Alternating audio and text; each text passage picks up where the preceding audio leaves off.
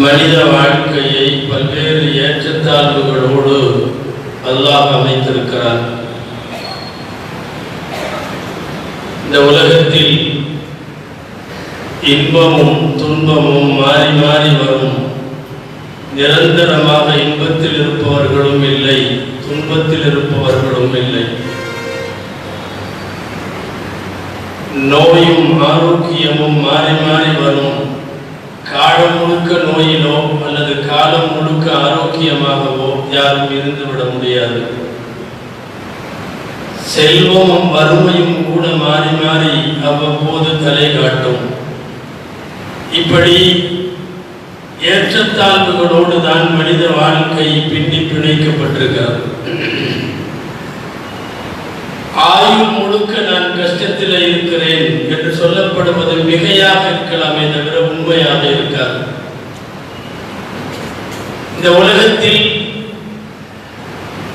இன்ப துன்பங்களை, நோய் ஆரோக்கியத்தை, ஒன்றிணைதல் மற்றும் பிரிவது என்பதனை, செல்வம் மற்றும் வறுமையை, இப்படி நிறைய ஜோடி ஜோடியான விஷயங்களை இறைவன் மாறி மாறியே தருகிறார். இந்த நேரங்களில் எல்லாம் ஒரு முஸ்லிமின் நிலைப்பாடு எப்படி என்பதை பார்ப்பதற்காக வறுமையை கொடுக்கிற போது அவன் எப்படி புலம்புகிறான், செல்வத்தை கொடுக்கிற போது அவன் எப்படி ஆட்டம் போடுகிறான், இன்பத்திலே திளைக்க வைக்கிற போது அவனுடைய சூழ்நிலை என்ன, துன்பத்திலே அவனை துவழ விடுகிற போது அவன் தோய்த்து போவது எவ்வாறு, எல்லாவற்றையும் ரப்புல் ஆலமீன் சோதனைக்காக வைத்திருக்கிறார். இந்த எல்லா நேரங்களிலும் தேவை நிதானமும் பொறுமையும். அதிகமாக கிடைக்கிற போது ஆட்டம் போடாமல் இருப்பதும், ஒன்றுமே இல்லாத போது இறைவன் விஷயத்திலேயே புலம்பாமல் இருப்பதும், இப்படிப்பட்ட நிதானம் பொறுமை யாருக்கு இருக்கிறது என்பதை பார்த்து அவர்களுக்கு கூடி கொடுப்பதற்காக இறைவன் செய்த ஏற்பாடு. சொல்லப்போனால் ஒரு முஸ்லிமினுடைய அணிகலனாக இருக்கிற அழகான அருள் குணங்களில், அற்புதமான நற்குணங்களில் ஒன்று இந்த பொறுமையும் நிதானமும். எல்லா நேரங்களிலும் இவருடைய பொறுமை அல்லாஹ்வால் கணக்கில் எடுத்துக் கொள்ளப்படுகிறது. பொறுமை என்றால் என்ன அப்படிங்கிறதுக்கு ஷரீஅத்திலே ஒரு விளக்கம் உண்டு. அஸ்ஸபுரு அல் இம்சாகு அனி தஜஸ்ஸுலி பில் மஸாயிப். முசீபத்துகள் வருகிற போது பிறழாமல், புலம்பாமல், தன் நிலை மாறி விடாமல் இருத்தல், இதற்கு பெயர் பொறுமை என்று ஷரீஅத்திலே சொல்லுவார்கள். குர்ஆனின் வழிநெடுகிலும் சொர்க்கவாசிகளின் அடையாளங்களை பார்க்கிறோம்.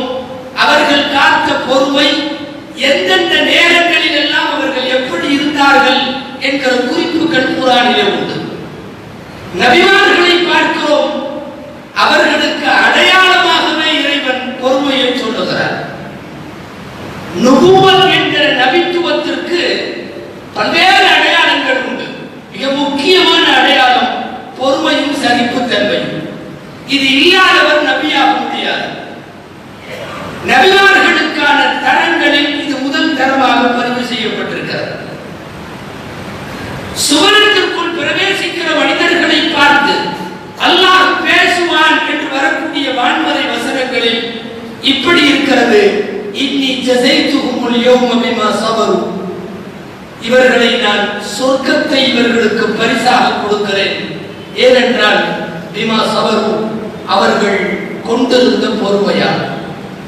இன்பம் கொடுத்து பார்த்தான், துன்பம் கொடுத்து பார்த்தான், ரெண்டிலும் நிலை பெறலாத அவர்களுக்கு சொர்க்கம் என்று அறிவிக்கிறான். நோய் கொடுத்து பார்க்கிறான், ஆரோக்கியம் கொடுத்து பார்க்கிறான், இரண்டு நேரத்திலேயும் நிலை குலையாதவர்களுக்கு சொர்க்கம். வறுமை கொடுத்தான், செல்வம் கொடுத்தான், ரெண்டு நேரத்திலும் ஈமானில் சேதாரம் இல்லாமல் இருந்தால் அவர்களுக்கு சொர்க்கம். ஜஸைதுஹுமுல் யௌம பிமா ஸபரு, அவர்கள் கொண்டிருந்த பொறுமைக்கு கூலி சொர்க்கம் என்று சொல்லுகிறது குர்ஆன். திருக்குர்ஆனில் சுவனத்திலே உள்ளவர்களோடு பேசுகிற வசனம் எல்லாம் அவர்கள் காத்த பொறுமையை குறிப்பிட தவறவில்லை. உதுகுலுல் ஜன்னத பிமா ஸபர்தும் ஃபநிஅம உக்பத்தார். நீங்கள் சொர்க்கத்திற்குள் செல்லுங்கள் உலக வாழ்க்கையிலே நீங்கள் கொண்டிருந்த பொறுமைக்காக. சுவனத்திற்குள்ளே அனுப்புகிற போதே அந்த வார்த்தையை சொல்லித்தான் அனுப்புகிறார். வாழ்க்கையிலே ஏற்றத்தாழ்வுகள் வருகிற போது பொறுமை வேண்டும். வாழ்க்கையில் இழப்புகள் ஏற்படுகிற போது பொறுமை வேண்டும். குடும்பத்தில் இறப்புகள் ஏற்படுகிற போது பொறுமை வேண்டும். கொண்ட கொள்கையில் பொறுமை வேண்டும். இதையெல்லாம் சேர்த்துத்தான் மார்க்கத்தில் பொறுமை என்பார்கள். வெறுமனே சண்டை போடுறப்போ பொறுமையா இருக்கிறது என்று பொறுமை என்பது சுருக்கி வரையப்படுகிற இலக்கணம் அல்ல. அப்படிப்பட்ட பொறுமைகளை உடையவர்களுக்கு தான் இந்த உயர்ந்த கூலிகள். வாழ்வரையின் வழிநெடுகிலும் விவரித்து கூறப்படுகின்ற நபிமார்களின் வரலாறுகள் எல்லாம் அவர்கள் மேல் கொண்டிருந்த பொறுமையை சொல்லுகிறது. நெருப்பு கூட்டத்திலே வீசப்படுகிற போது இப்ராஹிம் அலைஹிஸ்ஸலாம் மேற்கொண்ட பொறுமை. இந்த உலகத்தில் அப்படி பொறுமைசாலிகள் அருள்நாயகத்திற்கு முன்னால் இப்ராஹிமை விட சிறந்த யாரும் இல்லை. தூரத்திலே இருந்து நெருப்பு குண்டத்திலே வீசி எறியப்படுவதற்கு ஏற்பாடு செய்யப்பட்டு உலக வரலாற்றில் உலகம் தோன்றிய நாளிலே இருந்து அதுவரைக்கும் அப்படி ஒரு கூட்டம் ஏற்பாடு செய்யப்படவில்லை என்று குண்டம் வெறும் குழியாக தோண்டப்பட்டல்ல, ஆழ் கிணறு போல் கட்டப்பட்டது. அந்த குண்டம் பல நாட்கள் மூட்டப்பட்ட நெருப்பு. அருகிலே போக யாராலும் முடியாது. தூரத்திலே இருந்து ஒரு தூரி விளையாட்டை போல் ஒரு கட்டை ஏற்பாடு செய்து அதை அமுக்கு விட்டால் அவர் போய் குடியிலே விழுந்து விடுவார் என்று செய்து கைகளுக்கு விளக்கிட்டு கால்களுக்கு விளக்கிட்டு நெருப்பு குண்டத்திலே சரியாக வீசுவதற்கு என்று ஆட்கள் ஏற்பாடு செய்யப்பட்டு நாட்டு மக்கள் எல்லாம் புடை சூழி விக்கிரகங்களை எல்லாம் சுற்றி வைத்துக் கொண்டு மிகப்பெரிய ஏற்பாடுகளோடு நடக்கிறது. எந்த சலனமும் இல்லை, சஞ்சலமும் இல்லை. இப்ராஹிம் அலைஹிஸ்ஸலாம் ஒரு சலனமும் இல்லை. நாளை இப்படி ஒரு உயிர் போகிற அபாயம் நமக்கு உண்டு. அவர் சிந்திக்கவில்லை, உயிரினங்கள் சிந்தித்தது. உயிர் வாழ் பிராணிகள் எல்லாம் இப்ராஹிமுக்காக இறந்தது. மலக்குமார்கள் கூட துவா செய்தார்கள். எதுவும் அவரை சஞ்சலப்படுத்தவில்லை. இறைவனுடைய பாதையில் அல்லாஹ் கொடுக்கிற சுக வாழ்விற்கும் அதே சமயத்தில் துக்க வாழ்விற்கும் இரண்டு நேரங்களிலும் காக்கிற பொறுமையை தான் வரலாறு பேசும். புலிக்கு பிறந்தது பூனையாகாது. அவர்களுடைய வயிற்றிலே பிறந்த இஸ்மாயில் அலைஹிஸ்ஸலாம் அதே போல பொறுமை. அவர்களை அறுக்கிற போது அவர்கள் சொன்ன வார்த்தை குர்ஆனிலே இருக்கிறது. தந்தையை பார்த்து சொன்னார்கள், பாலையிலே கிடத்தி வைக்கும் தந்தையை பார்த்து, கையிலே கயிறு வைத்திருக்கிற தந்தையை பார்த்து, கையிலே கத்தி வைத்திருக்கிற தந்தையை பார்த்து, அறுக்க முற்படுகிற தந்தையை பார்த்து சொல்லுகிறார்கள், சதஜிதுனி இன்ஷா அல்லாஹ் ஸாபிரா. என்னை நீங்கள் அறுக்கிற போது பொறுமையாகத்தான் பார்ப்பீர்கள். நீங்கள் அறுக்கலாம், நான் பொறுமை காப்பேன்.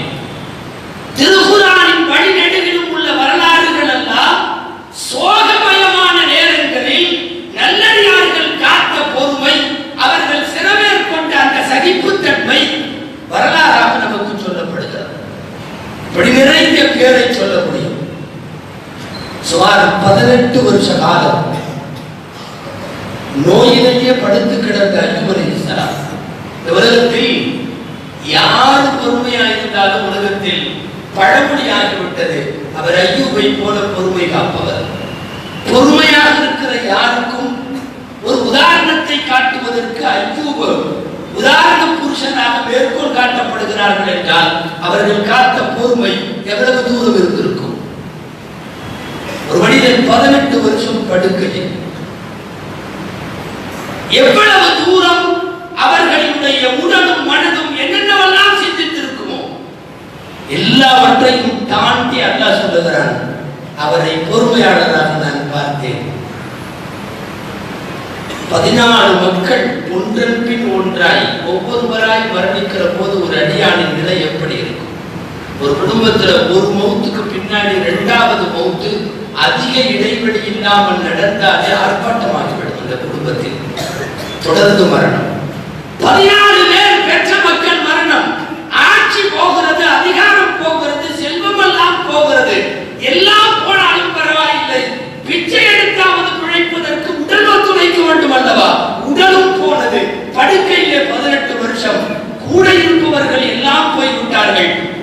ஒதுக்கு செய்து விட்டார்கள், ஊர் விளக்கி வைத்து விட்டார்கள்.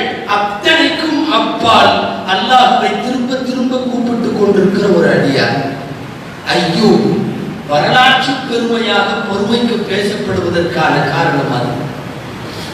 அல்லாஹ் சொல்லுகிறான், ஒரு பாராட்டு பத்திரம், நிஅமல் அப்து, இந்த அடியார் ரொம்ப நல்லவராக இருக்கிறார், ரொம்ப நல்லவராக இருக்கிறார்.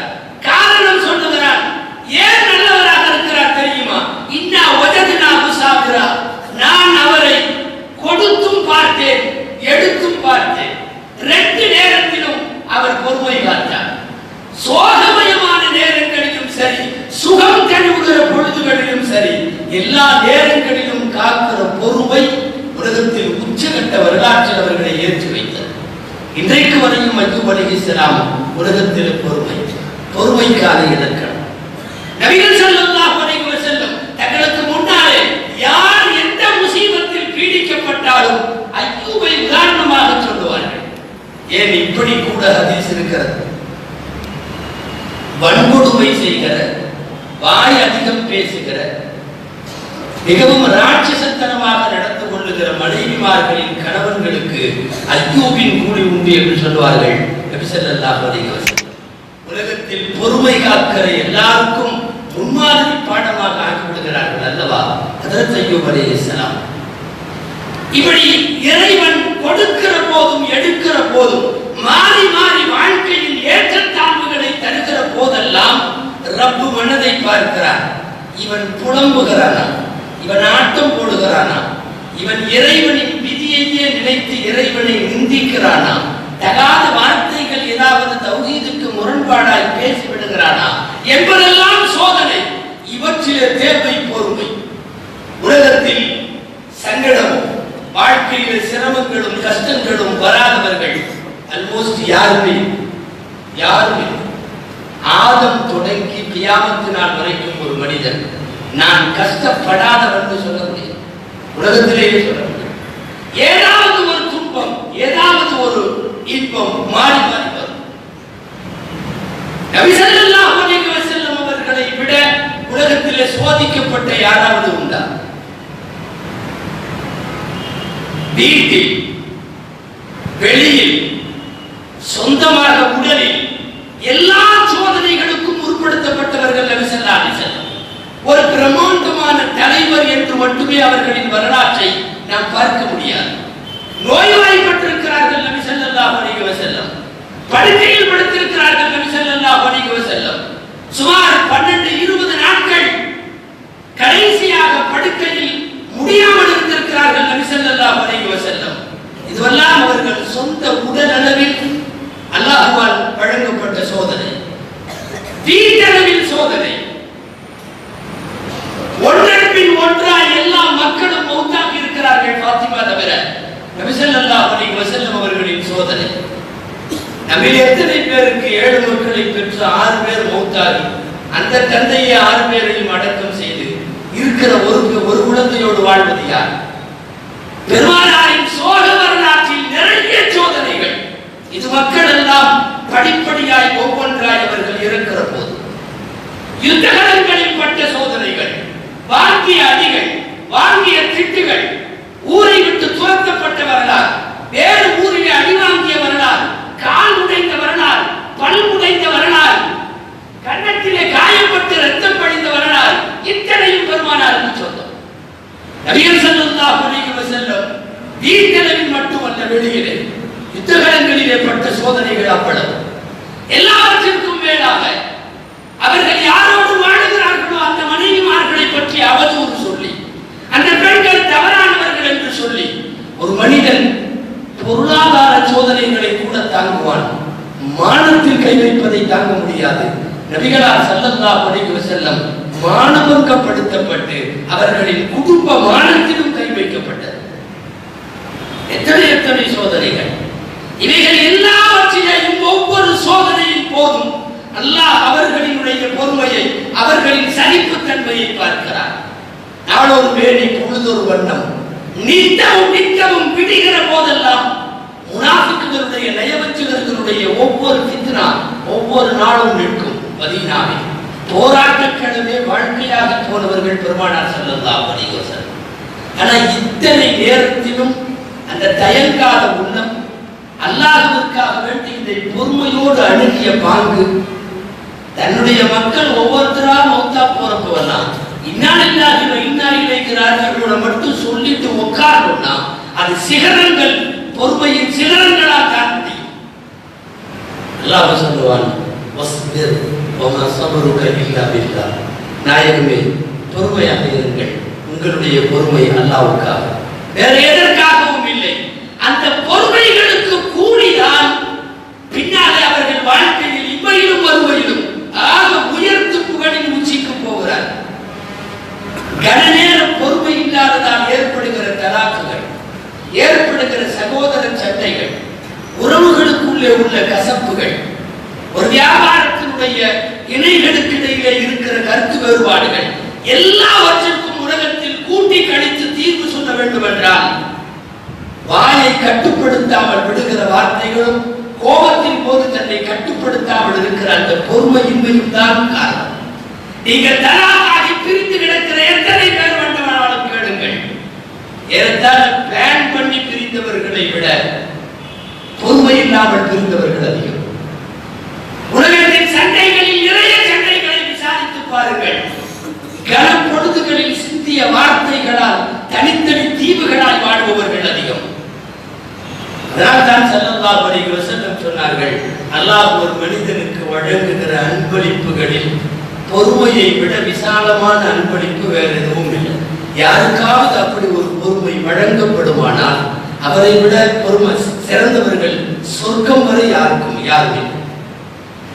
யாராவது ஒரு அடியானின் குழந்தையை நான் பறித்துக் கொள்ளுகிறேன், அல்லாஹ் சொல்லுகிறார் ஹதீஸ் குத்ஸி, இதா கபல்து வலத அப்தி, ஒரு அடியானின் குழந்தையை பறித்துக் கொள்ளுகிறேன், தகாத வார்த்தைகள் வாயிலிருந்து வராமல் அவன் பொறுமை காக்கிறான், வலைஸ ஜஸாஉஹு இல்லல் ஜன்னah, அவனுக்கு சொர்க்கம் ஒன்றுதான் கூலி, வேறு எதுவும் இல்லை, நான் அவனை நேராக சொர்க்கத்தில் நுழைய வைப்பேன். இப்படி நேரடி சுவனத்து சொந்தங்கள் என்று நாம் வரலாற்றில் எங்கு கிளறினாலும் வாழ்க்கையின் ஏற்றத்தாழ்வுகளின் போது அவர்கள் காக்கிற பொறுமை மிக முக்கியமானது. நாள் கடந்த பிறகு வறுமை அல்ல, சம்பவம் சம்பவிக்கிற போதே பொறுமை வேண்டும். நீங்கள் கேள்விப்பட்டிருக்கலாம், சஹீஹுல் புகாரியினுடைய பிரபலமான ஹதீஸ் அது. யாரோ இறந்து போன தன் சொந்தத்திற்காக வேண்டி ஆற்றாமையால் முடியாமல் உச்சகட்ட புலம்பொடுக்கு போன பெண் ஒருத்தி கபருக்கு பக்கத்தில் உட்கார்ந்து கதறி அழுகுவாள். தலைவிரி கோலமாய், ஆடை அலங்கோலமாய் ஒப்பாரி வைத்து அழுது கொண்டிருக்கிற அந்த பெண்ணுக்கு பின்னாலே போய் நிற்கிற பெருமானார் ஸல்லல்லாஹு அலைஹி வஸல்லம் சொல்லுவார்கள், இப்படி அழ வேண்டாம், பொறுமையாக இரு என்பார்கள். பின்னால் இருப்பது நாயகம் என்று திரும்பி பார்க்காத, நாயகம் தான் என்று அடையாளம் காண தெரியாத அந்த பெண் பட்டென்று ஒரு தகாத வார்த்தை சொல்லுவார், இலைக அன்னி ஃபஇன்னக லம் துஸப் பி முஸீபதி, என்னை விட்டு தூரமா போ, எனக்கு வந்த முசீபத்து உனக்கு ஒன்றும் வரல என்று சொல்லி விடுவார். அதாவது கஷ்டத்தில் அழுகிற அழுகை எனக்குத்தான் தெரியும், என் குழப்பலின் வழி எனக்குத்தான் தெரியும், என்னுடைய முசீபத்து உனக்கு வந்திருந்தால் வேற, ஃபஇன்னக லம் துஸப் பி முஸீபதி, என் முசீபத்து உங்களுக்கு வரல, போங்க, நாயகம் போய் விடுவார்கள்.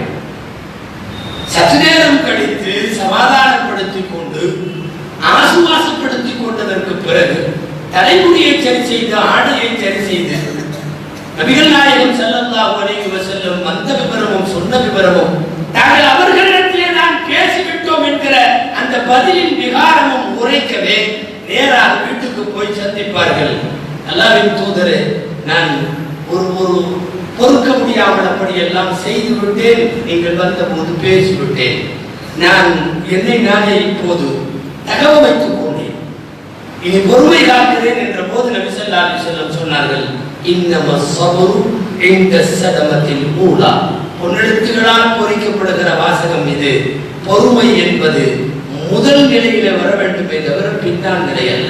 இந்த ஹதீஸுக்கு விளக்கம் சொல்லுகிற அலி ரலியல்லாஹு அன்ஹு சொல்லுவார்கள், ஒட்டகத்திற்கோ கழுதைக்கோ மாட்டிற்கோ குட்டி இறந்து போனால் ஆரம்பத்திலே ஆர்ப்பரிக்கும், காலம் போக போக அது பொறுமையாக இருக்க பழகிவிடும். உங்களின் பொறுமை என்ற விலங்குகளை போன்றதா? உடனடியாக நிலை வருகிற போது இவன் எப்படி இருக்கிறான் என்பதுதான் பொறுமையை ஒழிய ஒரு 20 நாள் கழித்து 40 நாள் கழித்து எல்லாம் உலகத்திலே 10ஓடு 11 8 போய்விடுகிற பொறுமை அது விலங்குகளுக்கும் உண்டு என்பார்கள். அலி ரலியல்லாஹு அன்ஹு நாயகம் அந்த பெண்ணிடத்திலே சொன்னார்கள், இந்த சபரு இந்த சர்வத்தில் போலா, முதல் நிலை தாக்குதல் ஏற்படுகிற போது இவருடைய வார்த்தை என்ன என்பதுதான் அங்கே முக்கியம். கேள்விப்பட்ட உடனே சொல்லிவிட்டால், ஒரு தந்தை உடைய பிரியமான குழந்தையை கைப்பற்றி விட்டு வந்த மலக்குகளிடம் அல்லாஹ் கேட்கிறான். சஹீஹுல் புகாரியில் வருகிறது, கபல்தும் வலத அபதி வஸம்ரத ஃபுஆதிஹி, அவருடைய பிரியத்திற்குரிய மகனை, அவருடைய ஈரக்குலை துண்டை நீங்கள் ரூஹை கைப்பற்றினீர்களே, என் அடியான் எப்படி இருந்தான்? அல்லாஹ் கேட்கிறான். அல்லாஹும்ம ஹமிதக வஸ்தர்ஜா, வேற ஒண்ணு சொல்லல. அல்ஹம்துலில்லாஹ்னாரு, இன்னா லில்லாஹி வ இன்னா இலைஹி ராஜிஊன். அல்லாஹ் சொல்லுகிறான் அதே மலக்குகளிடம், உயிரை வாங்கிய மலக்குகளிடம், உப்னுலஹு பைத்தன் ஃபில் ஜன்னah வஸம்மூஹு பைத்தல் ஹம்த், ஒரு மாளிகை அவருக்கு சொர்க்கத்திலே கட்டப்பட வேண்டும். யாரெல்லாம் இப்படி இறப்பின் போது பொறுமை காக்கிறார்களோ அவர்களுக்கு ஒரு மாளிகை, அந்த மாளிகைக்கு பைத்துல் ஹம்த், புகழ் வீடு என்று பெயரிடப்பட வேண்டும். சுவனத்தினுடைய புகழ் மாளிகைகள் நிறைய இருக்கிறது.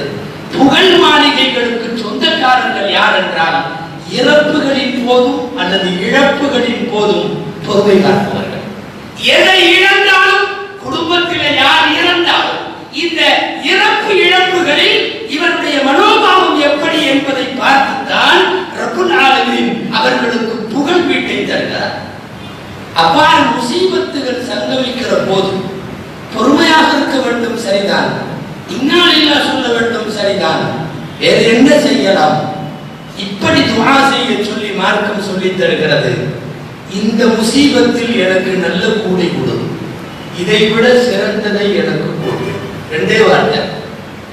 அல்லாஹும்ம அஜுர்னி ஃபீ முஸீபத்தி வ அக்லிஃப்னி கைரன் மின்ஹா, இந்த முசீபத்தில் எனக்கு கூலி கொடு, இதுக்கு பதிலா இதை விட நல்லதை கொடு. வஃதுப்னி கைரன் மின்ஹா. உங்களுக்கு தெரியும், அபூ சலமா அவர் மனைவிதான் உம்மு சலமா. கணவர் மௌத்தாகி விட்டார், அபூ சலமா மௌத்தாகி விட்டார். நிறைய பேர் ஆறுதலுக்கு வந்தார்கள். கணவர் மௌத்தா போன இத்தாவில் இருக்கிற பெண்ணிற்கு ஆறுதல் கூற வந்தார்கள். அப்படி வந்து விசாரித்தவர்களில் ஒருவர் மூலமாக உம்மு சலமாவுக்கு சொல்லப்படுகிறது, ஆறுதல் கூற வந்தவர் சொன்னார், சமிஅத்து நபிய ஸல்லல்லாஹு அலைஹி வஸல்லம் யகூல், நாயகம் சொல்லி நான் ஒரு விஷயம் கேட்டிருக்கேன்.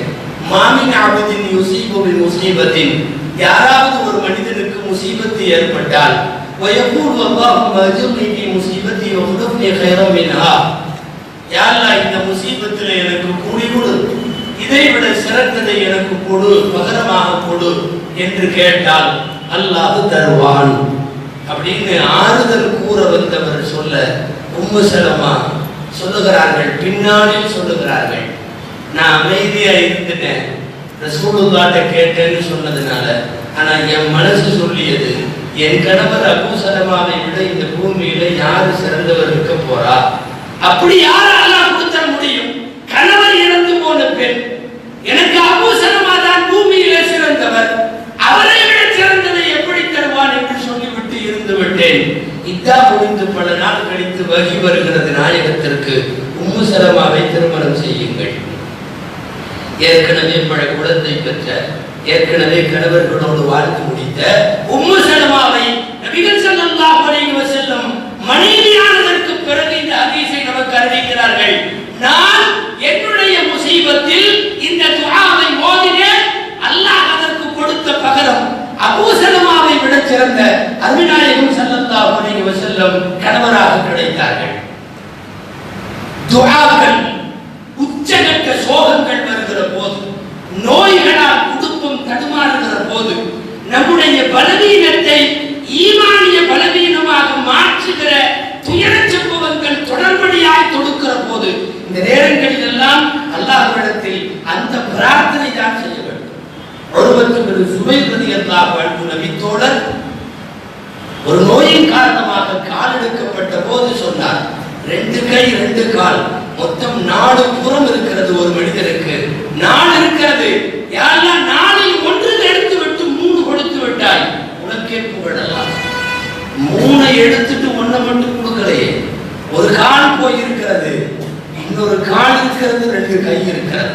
பாசிட்டிவ் அப்ரோச்சில் தங்களுடைய சோதனைகளை பார்க்கிறவர்களின் பார்வைகள் ரப்பை புகழுவதற்கு எப்படியும் வாய்ப்பிருக்கும். ரப்பை எந்த சோதனையிலேயும் தகாத வார்த்தைகள் இல்லாமல் புலம்ப முடியும்.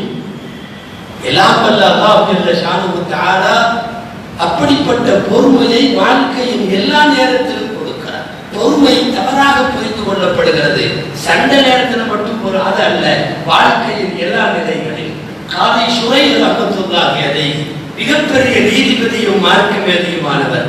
குடும்பத்தில் பல்வேறு சோதனைகளுக்கு ஆளாகி சலனமே இல்லாமல் பொறுமை காக்கும் அவரிடம் எப்படி உங்களால் இந்த பொறுமை சாத்தியமாகிறது என்று கேட்பார்கள். காதி ஷுரைஹ் சொல்லுவார், 2 விஷயம் நினைவு கூற வேண்டும்.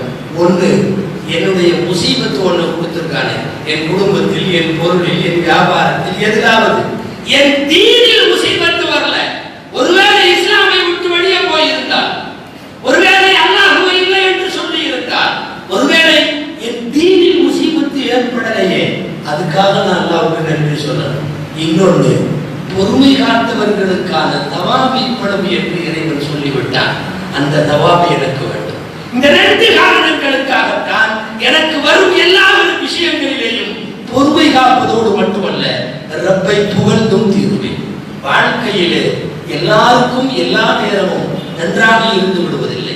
அந்த ஏற்றத்தாழ்வுகள் என்பது ஏதோ நேற்று முடிவு செய்யப்பட்டதும் இல்லை. ஏற்றத்தாழ்வு என்பது வெகுகாலத்திற்கு முன்னால் முடிவு செய்தது. குழந்தை இல்லை என்பதும், அல்லது குடும்பத்தில் இத்தனை பேர் இத்தனை நாளில் இந்த விதத்தில் இறந்து போவார்கள் என்பதும், நம்முடைய இழப்புகள் எல்லாம் கூட அல்லாஹ் ரசூலுடைய வார்த்தைகளின் படி அது படைப்பதற்கு முன்னாலேயே தீர்மானிக்கப்பட்டது என்கிற போது வந்தே தீரும். வருகிற போது நம் மனோநிலை என்ன என்பதுதான் கவனத்திற்குரியது. அந்த நேரங்களில் காக்கிற பொறுமையும் சகிப்புத்தன்மையும் தான் அடுத்த கட்ட வாழ்க்கையின் உயரத்திற்கு கொண்டு செல்லும். வார்த்தைகளில் பொறுமை தேவை, கைநீட்டல்களில் பொறுமை தேவை, நம்முடைய நடவடிக்கைகள் எல்லாவற்றிலும் பொறுமை தேவை. இழப்புகள் ஏற்படுகிற போது பொறுமை தேவை, இறப்புகளில் பொறுமை தேவை. எல்லா விஷயங்களிலுமான பொறுமை தான் ஒரு மனிதனை சிகரத்திற்கு இட்டு செல்லும். அல்லாஹ் ஜல்ல ஷானுஹு தஆலா மாறி மாறி துன்பமும் இன்பமும் பயணித்துக் கொண்டிருக்கிற இந்த வாழ்க்கையில் நிலை தடுமாறாத, நிலை குலையாத வாழ்க்கையை அல்லாஹ் நமக்கு நசீபாக்குவானாக. ஆமீன். வாஹிரு தஅவானா அனில் ஹம்துலில்லாஹி ரப்பில் ஆலமீன்.